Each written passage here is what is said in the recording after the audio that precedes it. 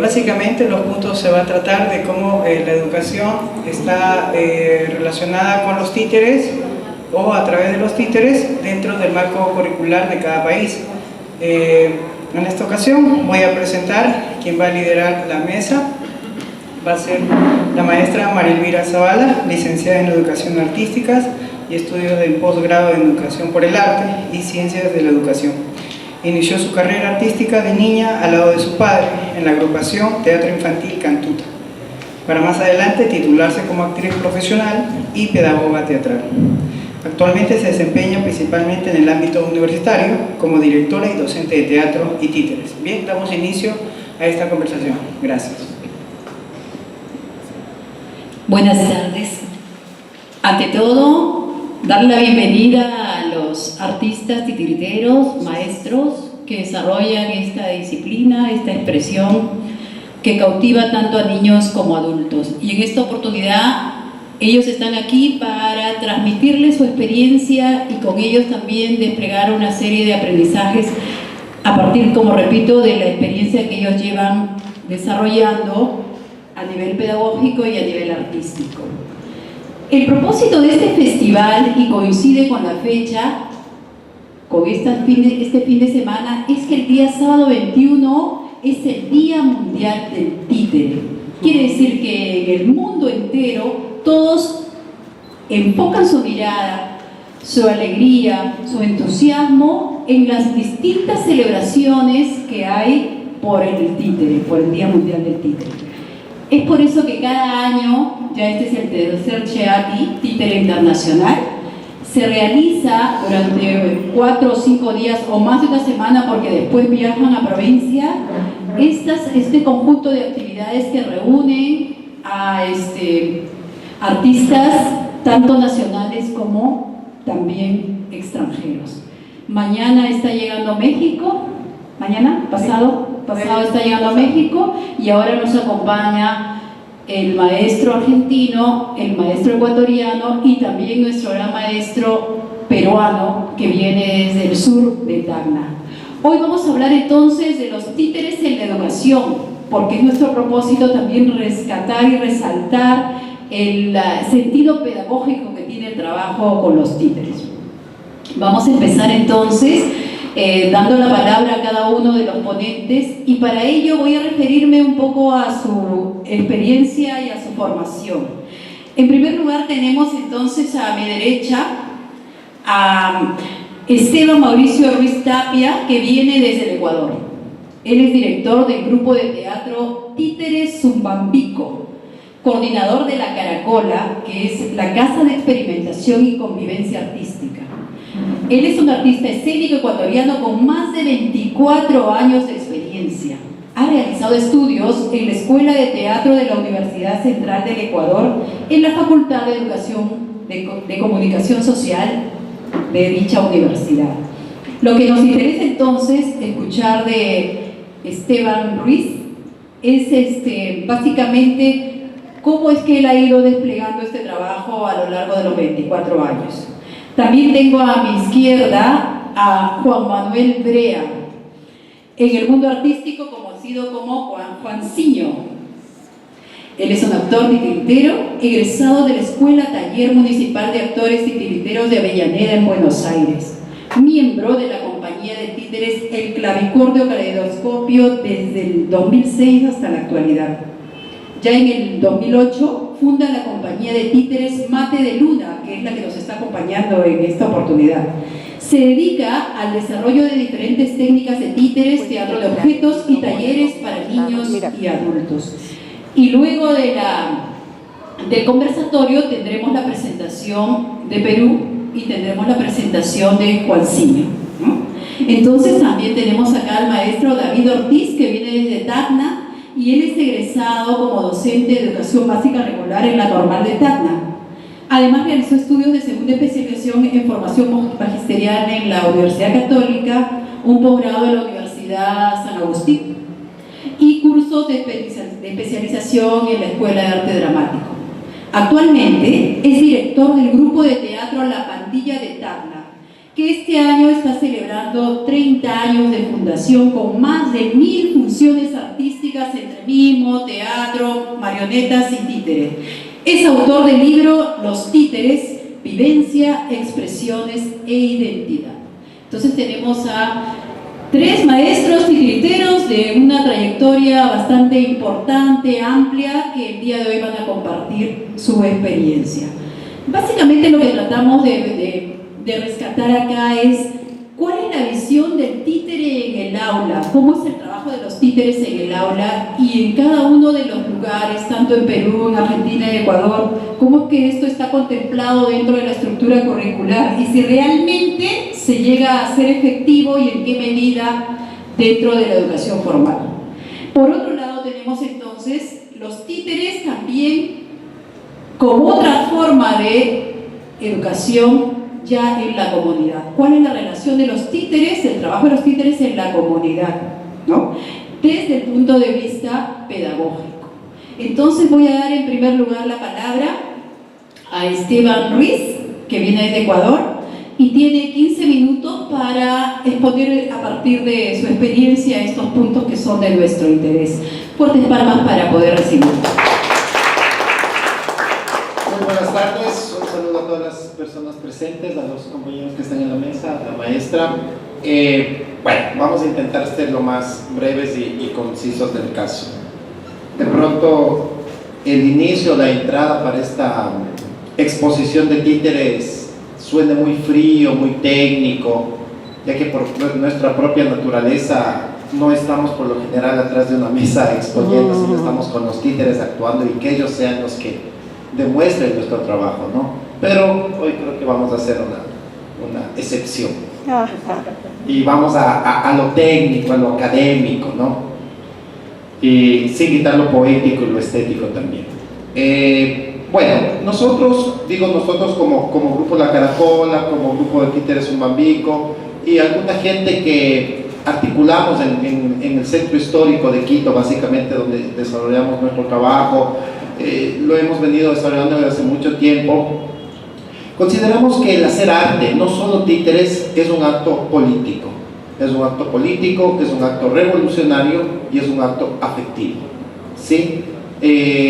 Consideramos todo eso porque creemos al artista no como el ser alado que se acostó en la noche, vino el Espíritu Santo, lo poseyó y se levantó creativo. No, el artista, los artistas somos producto de un contexto sociopolítico, económico, cultural determinado, de una comunidad determinada, de un grupo social vulnerable, no vulnerable, pero que respondemos a nuestro contexto y a nuestra formación, a nuestras afectaciones culturales que recibimos como artistas. Por eso es que nosotros en Quito estamos manejando un movimiento, valga la redundancia, en el que estamos agrupándonos gente que estamos rompiendo con esta política de el arte como un fin en sí mismo, sino como una herramienta para. Todo este enfoque que nosotros lo hacemos, lo estamos encerrando, podría decirse, o lo estamos enmarcando, suena mejor que encerrando, porque el amor es libertad, el arte es libertad. Lo estamos enmarcando en un aspecto comunitario, con todo lo que implica un territorio, una pertenencia, un compartir, un grupo determinado de gente que se desarrolla en este aspecto comunitario, en este territorio específico. Estas son las bases de una comunidad, ¿no? Sin pueblo, sin territorio, sin cultura no tenemos un grupo social determinado. Entonces, una vez que nosotros desarrollamos todas estas actividades, emprendemos lo que nos dice Paulo Freire, que educar es liberar, ¿sí? Nosotros por lo general trabajamos con grupos sociales vulnerables. Entonces, a partir de eso es que ejercemos esto que nos dice el maestro Paulo Freire, la educación como un proceso de liberación. Y en esta educación nosotros desarrollamos todo lo que son las capacidades creativas liberadoras. Sí, suena muy político, muy técnico, muy así, pero pues, es parte de esto académico, ¿no? Ya en escena ustedes van a ver que la cosa cambia. Es mucho más lúdica, mucho más ilógica, mucho más lógica, como es mágica, perdón, ¿no?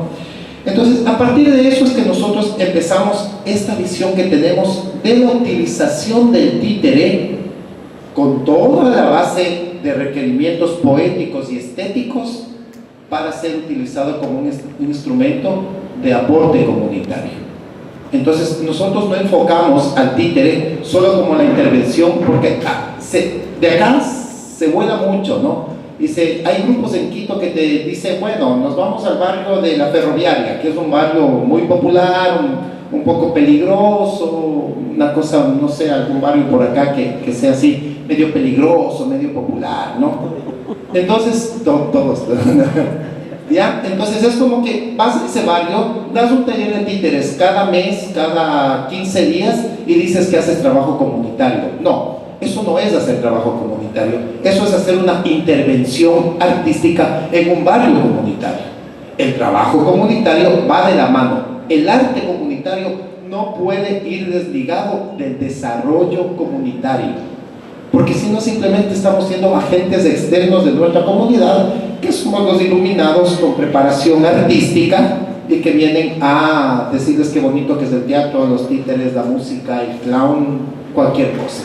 Si nosotros no estamos involucrados en nuestra comunidad, es muy difícil que lo logremos, muy difícil. Entonces, a partir de esto vienen los elementos educativos, ¿no? Primero, romper todos los escenarios de educación formal. Ustedes saben que tanto la historia como los parámetros educativos son escritos por los vencedores. Nosotros estamos reescribiendo nuestra historia, estamos reescribiendo nuestra pedagogía, estamos reescribiendo nuestras formas andinas, costeñas, sudamericanas de educarnos. En Ecuador estamos intentando hacer eso, ¿no? Estamos intentando romper con esos parámetros occidentalistas que nos han determinado que desde la conquista mismo, desde la invasión de los españoles, nos han determinado formas incluso de educarnos. Vienen los masterados, los PhDs, con 100.000 títulos en la cabeza, a decirnos cómo debemos educar a nuestra gente. Esos elementos pueden servir, pero nuestra propia realidad nos implica a otra forma de educación, que es la educomunicación. Y ahí entramos, no es que la educomunicación es nueva, no, esto ya lo experimentaron muchos compañeros de Brasil, de Colombia mismo, Argentina, que maneja bastante la educomunicación. Entonces empezamos a manejar desde otros parámetros ya la educomunicación, con elementos propios de nuestra realidad que nos dan identidad, pertenencia y ya lo dije desde un inicio, la educación como elemento liberador, propios de nuestra realidad, propios de nuestra identidad, de nuestras necesidades culturales de educación. Y ahí es donde entra el teatro, los títeres, el clown, la música, la danza, cualquier cosa que esté a la mano. Ahí sí ya nos vamos a dar la importancia de que sin desmerecer la actividad o la técnica escénica al utilizarse, pasa a ser solamente una herramienta. ¿Sí? Entonces ahí incluso nos bajamos los artistas del pedestal porque tenemos un ego gigante de decir, oh, yo soy el titiritero que viene al pueblo, a la comunidad, al barrio. No, soy un obrero más que está trabajando por el bienestar de esta comunidad. Entonces ahí rompemos incluso con el ego, con el individualismo que tenemos los artistas en mayor o en menor grado. Y ahí vamos viendo cómo estos elementos, en mi caso el títere, es parte fundamental en la transmisión del conocimiento, ¿no? La transmisión sea en el aula, sea en la calle, sea en la casa barrial, sea en la cancha de fútbol, donde sea en las celdas. Nosotros llevamos un trabajo muy grande en cárceles en el Ecuador, ¿no? Desde el año 2000 casi, cárcel de mujeres, cárcel de varones, cárceles juveniles. Entonces rompes con el esquema de lo formal, de que la educación tiene que estar en el aula, de esta manera. El iluminado acá al frente, el que está siendo llenado de conocimientos, la tabla rasa aquí abajo, ¿no? Incluso prosémicamente, kinésicamente, estamos en sobrenivel. ¿Por qué estamos en sobrenivel para hablar de educación? Deberíamos estar en círculo, ¿sí? Porque ahí estamos compartiendo todos. Entonces, una de las formas de educación con el títere es romper precisamente esto. Empezamos desde estos elementos que parecen, pero son muy, muy importantes. Más o menos por ahí enfocamos nosotros el trabajo educativo, el trabajo de los títeres, y el títere pasa a ser solamente el elemento, como les digo, de transmisión. nosotros no consideramos al compañero, a la compañera con el que estamos transmitiendo nuestros conocimientos, más que transmitiendo, compartiendo nuestros conocimientos, como lo hace en la educación formal. La tabla rasa, ¿no? El maestro iluminado llena de conocimientos al alumno ignorante. No. Acá mutuamente nos enriquecemos, mutuamente. El compañero tendrá cosas de su propia naturaleza que me van a enriquecer indudablemente, y yo por asuntos de la vida, por cosas que no vienen al caso, podría simplemente, he tenido la oportunidad de acceder a niveles académicos de formación, pero eso no me hace ni mayor ni menor. Entonces, uno de los elementos educativos en la educomunicación y en las formas alternativas de comunicación está la horizontalidad. La horizontalidad como elemento de compartir, de humildad, ¿sí? Eso es muy básico. Entonces llegamos ¿a qué? A una sola definición, que sería la educación como un proceso de creación de afectos, ¿sí? Ahora lo que en Ecuador está de moda con la revolución ciudadana, que en muy pocas cosas se lo aplica, es la calidez. Educación y servicio como calidez. Conversábamos con algunos compañeros ahora de acá afuera, ¿no? Decíamos, sí, ahora la educación es un negocio, ya no son alumnos, son clientes, ¿no? Entonces, claro, la cosa va por otro lado, ¿no? Pero en la educación alternativa, comunitaria, popular, estamos hablando de otras cosas. Se dieron cuenta que hablamos de todo menos títeres, ¿sí? El títere en este momento, en este punto, pasa a ser solamente el instrumento que debe tener un tratamiento y un análisis determinado. En la construcción del títere como elemento, ya como objeto, no olvidemos que un títere es cualquier objeto manipulado con un fin dramático. No necesariamente títere de guante, puede ser: hola muchachos, ¿cómo están? ¿Cómo ha pasado? Muy buenas tardes, soy el señor Esfero y les voy a compartir mi tinta. Es otra cosa, ¿listo? Entonces vamos nosotros viendo que el títere también tiene que ser ya elaborado con una construcción plástica y, lo que es muy importante, una construcción simbólica, desde la elección del elemento hasta la elección del color, de la cromática, como transmisión de sentidos y de identidades. Que como ven, pues ya me queda creo que un minuto, es no podría ya dar paso a la construcción del títere como elemento simbólico, ¿no? Que de pronto, si es que vienen mañana al taller que vamos a dar, ¿sí o no, Eben? Mañana en el taller ya pasamos a lo que es la construcción del títere, del elemento títere para la educación. Y creo que por ahí termino, ¿no? Más o menos con este enfoque, porque nosotros creemos que lo conceptual es muy importante antes que el objeto. Si no tenemos armada la cabeza, muy difícilmente vamos a armar las manos. Eso, muchísimas gracias, y eso por hoy.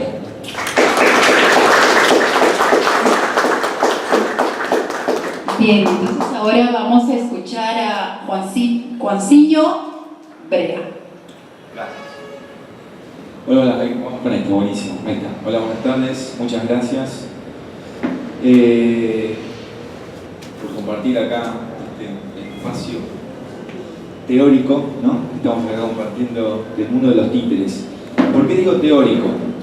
Porque uno cuando habla de títeres, ¿no? Por lo general habla de muñecos, objetos, y en realidad uno cuando habla de títeres está hablando de muñecos, objetos, y también está hablando de puesta en escena, de luces, de sonido, telas, escenario, construcción de energía del personaje, voz del personaje, cómo manipular a ese personaje. Entonces es un mundo realmente.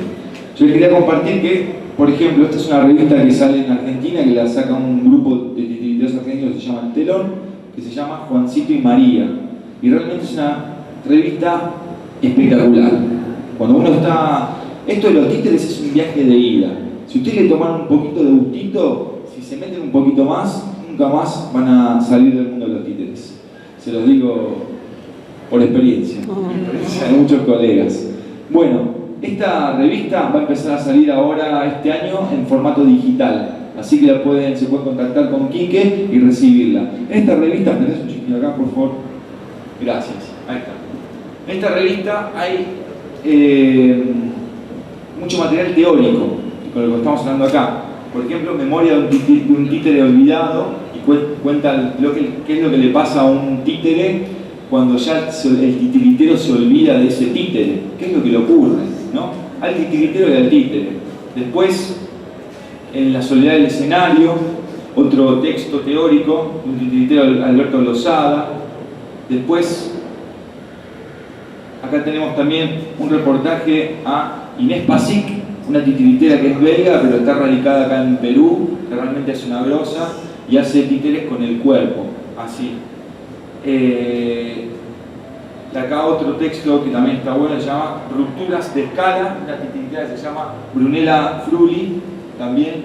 Bueno, yo lo que voy es que hay pocas publicaciones sobre el tema de títeres. Las pocas que hay que aprovecharlas. En el caso de Juancito María, de la Argentina, se las recomiendo, salen 2 por año nomás. Y esta es una revista que se llama Mil Vidas, que es una revista que sale acá en Lima, que la publica el grupo Tarbol, Martín Molina, que es titiritero de acá de Lima, y también es una revista que tiene mucho material teórico también de títeres, que además de reportajes, por ejemplo, el libro que sacó Felipe Rivas Mendo, acá hay un artículo sobre títeres y titiriteros en Lima a fines del siglo XVIII. ¿Ven? Bueno, acá Adir Terezunca, una titiritera, justamente se hace homenaje y se cuenta la historia de los titiriteros que van pasando por esta vida. Y bueno, yo les quería mostrar esto para que ustedes, gracias David, para que ustedes puedan contactarse con esta gente y conseguir estos materiales, donde hay también mucho material teórico y también se habla sobre la educación. Bien, acá, en el caso de la Argentina, aproximadamente hace más o menos 4 años, 5 años atrás, hay una reforma curricular, donde hay una materia que en las escuelas se llaman escuelas primarias. Tenemos el jardín de infantes, que es como inicial acá, luego viene la escuela primaria, que es como, ¿cómo sería acá el nombre? La inicial es la primaria, ahí está, no, el jardín. Y la que le sigue a la primaria, es primaria, se llama acá también, perfecto. Y es básica o primaria, y después está el secundario, perfecto. En las escuelas primarias, o sea, básicas, y también en la escuela secundaria, hubo un cambio de currícula, donde lo que era la materia actividades prácticas, así, que es una docente o un docente, enseñaba a los demás alumnos en la escuela actividades prácticas, por ejemplo, cómo hacer un telar, cómo hacer quizás un cuadro con argollitas, ¿vieron? Todas esas cosas prácticas artesanales. Bueno, estos docentes hacían eso, o cómo trabajar un poco la madera, tallar y demás. Bueno, sacaron esta materia y en lugar de esta materia colocaron la opción de danza, teatro, títeres y radio también. O sea, miren cómo cambió, ¿eh? Yo hice esa materia cuando era chico y realmente yo la sufrí, esa materia. Porque por lo general los docentes que daban esa materia no eran docentes que tenían vocación de compartir sus saberes, sino era como hacer algo más que ya había que hacer, ¿no? Era eso. Y es como que no estaba ese ida y vuelta, de lo que hablaba justamente el compañero acá Esteban, ¿no? El educador educando y el educando que está educando al educador. Bueno, acá no, es como que nos transmitían el conocimiento y era un poco aburrido. Se cambió justamente ese formato y tenemos la posibilidad ahora en la escuela primaria los niños tengan teatro, que realmente está buenísimo. Que los alumnos de una escuela primaria tengan títeres como materia obligatoria, estamos hablando. ¿Se dan cuenta el cambio que hay? Realmente como un avance en el aspecto justamente de los títeres, del teatro y de la danza en las currículas de la Argentina. Y luego también está danza. Miren qué hermoso que justamente los niños crezcan y que tengan en su escuela una materia donde puedan justamente expresarse mediante el teatro, mediante la danza o el teatro de títeres. Y también la radio, que justamente como un boom de radios comunitarias en Argentina, porque hubo una ley que se llama la Ley de Medios, que lo que hace es justamente sacar el monopolio de los medios de comunicación en justamente 4 o en 1, en realidad, una multinacional que es el Grupo Clarín, y entonces lo que hizo fue justamente otorgarle licencias a un montón de radios comunitarias que no tenían posibilidad por ley. Entonces ahora hay niños en escuelas que van justamente a una radio y toman taller, o en la escuela mismo está el taller de radio, que los chicos hagan radio. Entonces miren lo que estamos hablando, ¿no? Como en la currícula ya hubo ese cambio. Perfecto. Eso digamos que es un avance, ¿no? Por lo general, en la Argentina se asocia el títere con la maestra jardinera, que es la maestra de jardín. Ahí está. Y eso saben por qué es gracias a un maestro titiritero que se llama Javier Villafañe. Javier Villafañe es un titiritero. En la Argentina es uno de los países que a principios del siglo XX, estamos hablando de 1905, 1910, 1908, ingresan los títeres a la República Argentina de mano de 2 personas. Una es el famoso García Lorca. ¿Conocen a García Lorca, el escritor español? Bueno, él hacía títeres. Se fue exiliado de España a la Argentina y comenzó a llevar su teatro de títeres, pero no lo llevaba a cualquier lugar, lo llevaba a grupos de intelectuales, ¿no? En cafés, así, como poetas, escritores, ellos se alimentaban del teatro de títeres de la mano de García Lorca. Luego, en los pueblitos, en las afueras, en las escuelas rurales, que ya estamos hablando de escuelas que no están en ciudades, sino escuelas muy alejadas, ahí fue donde se acercó el maestro Javier Villafañe, que él iba con una carreta que se llamaba la andariega y con un caballo, y su teatrino lo llevaba en la misma carreta, y se iba de pueblo en pueblo con sus propios espectáculos de títeres. Y lo novedoso que hacía este titiritero, en comparación a otros titiriteros que pasaban por la Argentina, por lo general eran europeos, es que los demás titiriteros iban, daban su espectáculo y se iban. Y la gente se quedaba contenta, aplaudiendo, ¿no? Por lo general eran espectáculos musicales, ¿no? A veces muy importantes, con orquestas que iban y venían grandes titiriteros italianos a la Argentina.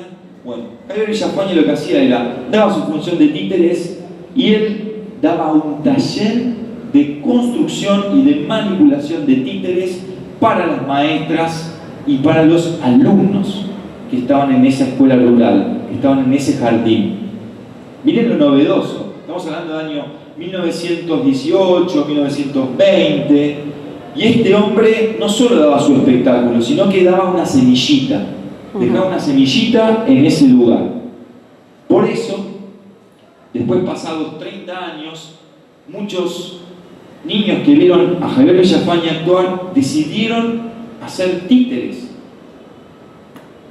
o también docentes que habían tomado talleres con él decidieron después arrancar con el teatro de títeres. Un caso es, por ejemplo, los hermanos Di Mauro, que son 2 hermanos gemelos que en el año ya 40 y pico empiezan, 30 y pico, 38, no, 40, más por 40 y pico, empiezan a hacer su propio teatro de títeres. 2 hermanos que van también viajando por pueblitos y van haciendo teatro de títeres. Ellos crecen y toman la misma modalidad que Javier. Van dando talleres de manipulación y de construcción de títeres en distintos lugares donde iban, fundamentalmente en las escuelas.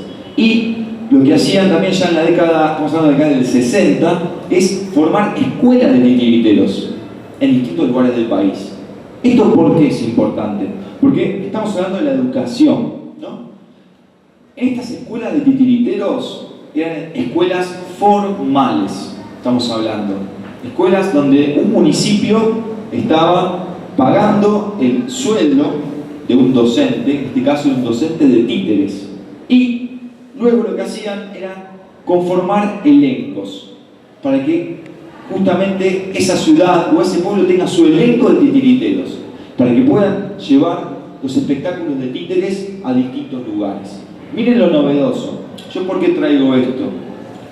Porque justamente acá en Perú eso no ocurrió. Acá no hay un semillero justamente de títeres. Por lo menos ahora yo veo que empieza a haber con las generaciones jóvenes ahí, como Ever, como David también. Estamos hablando de titiriteros que en la década del 40 y del 50 no fomentaban tanto esto, ¿no? Como que hacían talleres y demás, pero yo veo que acá no hay escuela de titiriteros en Perú. Estas escuelas que nacieron en la Argentina son escuelas que nacieron gracias a los titiriteros que tuvieron la idea de formarla. Yo, por ejemplo, estudié en una escuela de titiriteros, se llama la Escuela de Titiriteros de Avellaneda, que el que formó esta escuela es el Toto Villarruel. Era un docente, profesor de escuela primaria, era abogado, escritor y titiritero. Él, ya adulto, va y se acerca al lugar donde estaban los hermanos Di Mauro y les pide a los hermanos Di Mauro que le enseñen cómo manejar títeres. Estamos hablando de años 50 y pico también, por ahí. Se hacen muy buenos amigos y el Toto Villarroel empieza a actuar con ellos. En el año 88-89 se crea la Escuela de Actores Titiriteros de Avellaneda, donde el intendente de ese municipio le dice al Toto Villarroel: Toto, hagamos una escuela de titiriteros acá. El Toto formó la Escuela de Titiriteros. Ahí está. Hoy por hoy en la Argentina hay, no sé la cantidad, pero titiriteros que se dedican exclusivamente a los títeres, más o menos 300 titiriteros fáciles. Así les digo. Estamos hablando que se dedican a hacer funciones en escuelas, que ahora voy a decir otra cosa importante. ¿Cuál es el lugar del titiritero en la Argentina hoy como laboro, ¿no? Como profesión, como oficio? Hoy por hoy, un titiritero en la Argentina puede ser docente. O sea, puede dar clases de títeres en escuelas, por ejemplo. Un titiritero en la Argentina hoy puede formar parte de un elenco de una escuela de titiriteros. O puede formar parte de un elenco de un teatro, como el Teatro General San Martín, que tiene elenco de titiriteros hace más de 30 años. Ahí está. Todo esto es público, lo que le estoy diciendo, no es privado. Digo, para que vean también que estamos hablando de educación pública. Un titiritero hoy en la Argentina también puede estar como elenco de un programa. Por ejemplo, un programa nacional que se llama Chocolate y Cultura, donde envían elencos de titiriteros a distintos lugares del país a dar funciones. Por lo general son a escuelas o a centros culturales. ¿Ven? Esto desde el aspecto, digamos, formal de la educación. Ahora bien, desde el aspecto, digamos, informal de la educación, los titiriteros en Argentina dan talleres en un montón de lados. Y justamente hay algunos